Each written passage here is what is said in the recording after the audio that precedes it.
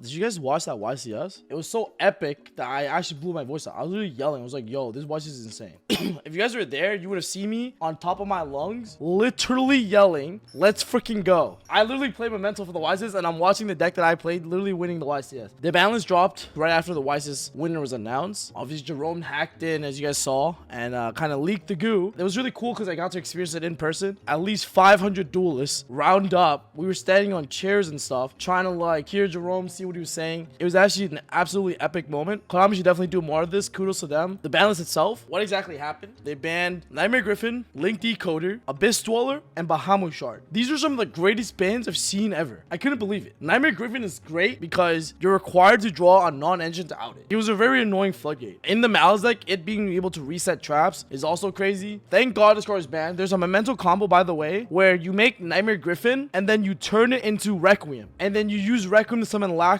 And then you go stump Engraver, bring yourself back, make sequence into Baphomet, make SP, banish the Griffin from the graveyard, and then you like Baphomet the Griffin back on your opponent's turn. And then now with a bow, you can like end on Baphomet for Griffin with a bow, bring back Griffin. So it's like a double Griffin lock. Thank God they banned this card. I'm actually so happy. It's super toxic in my opinion. Now Link Decoder. This is a great Malice hit. I couldn't even think of a better hit myself. It hits the deck, but it doesn't necessarily kill it. I don't know if you guys ever feel like how invalidated you get when you try to imperm Valor their Link 3, then they make SP banish it. That's only possible because of the fact that the Link Decoder gave them an extra body. Decoder ban just means we're headed in an environment where hand traps are actually doing what they're designed to do. Because if you guys noticed that going second in last format, you know, before this list was out, was very difficult. I was playing 6 Charmers in the main deck. Look at Pascal's side. 15 broken floodgate hand traps just because of like traditional hand traps were not effective enough. They weren't working. Because of hand traps negating and not removing bodies, right? Like Gamma being limited to 1. It's very hard to stop the Rizzo player from getting to where they need to get to. Even if you imperm Valor their X or their Ice wave, they can still get to Detonator most of the time. Malice is finally hand trappable, and I think that's a good thing. Like, you know, hand trap should work. Like, they should stop your opponent. The only thing is that like hand trap count is gonna go up through the roof for sure. Dweller ban, I mean, this card should have been banned like since TOS format, right? Jesse literally won a UDS where his deck was designed to do one thing and one thing only: make Dweller. That was a legitimate deck. I'm not even trolling. It was a Dweller turbo deck. I think it's great this card's finally hit. It's just so hard to win sometimes, man, under this card. Even in like the Rizzo mirror, if your opponent blinds Dweller you, your X no longer sends Mirror Logic, which means that it's very hard to break the board, right? Ultimate Slayer was a little worse because you'd go Slayer send Mirror Logic, but they Dwellered you. So like the Slayer trade 1-for-1. It was like a bootleg smashing ground because you couldn't trigger the Mirror Logic in the grave. There's so many applications how Dweller is just so randomly insane. It's just so hard. Even against Malice, if you randomly Dwellered Malice because you did it blind game 1, they couldn't trigger Link Decoder. So like they were short of body sometimes to keep pushing. Card's just crazy, obviously. So that was a great hit. Last card that was banned is Bahamut Shark. I think this makes sense. The pure Rizzo deck were taking advantage of Bahamut Shark, right? Because they were making Toad using servicing Big Jaws with 7th Tachyon. Then you had like the Mermail deck abusing this card, right? Because almost return, put up multiple Toads. So yeah, I think this is a good hit, to be honest. The only issue is that like Mermail's not completely dead. There's still other lives they can do where they're like Water Statue lock you, Mooling Glacier rip cards out of your hand. So it doesn't necessarily kill water. It's just like annoying because now they'll look for other alternative win conditions. So I felt like they should have hit a little bit more for Mermail, but it is what it is. Obviously, Bahamut is still a great band. It hit like 2 major decks at the same time. This limited section is insane. Druid Swarm, okay hit. Fiendsmith is full power. I don't know if having less Druid Swarm in the format is necessarily a good thing because it's very hard to interact with the Fiendsmith cards, right? I think Druid Swarm was a really good card into the Fiendsmith deck, but now people are gonna have to play like Baldrakes and stuff. It's a fine hit. I don't mind it. Maybe it makes it so that the Malice deck has like less business to extend, but they'll play Starner if they need to. Shifter the 1 is great. If Shifter was at 3, Malice would have 3 cards that beat every deck that other decks will not have. The thing with Shifter is that it's very high risk, high reward. If you don't draw it in your first 5, it's a break. So it being a 1-of means that it will deter a lot of people from playing it, in my opinion. Masterpiece, the True King. I think this card is fine. I don't even think it matters if this card came back. Maybe you can try like Sky Striker, Draco again, but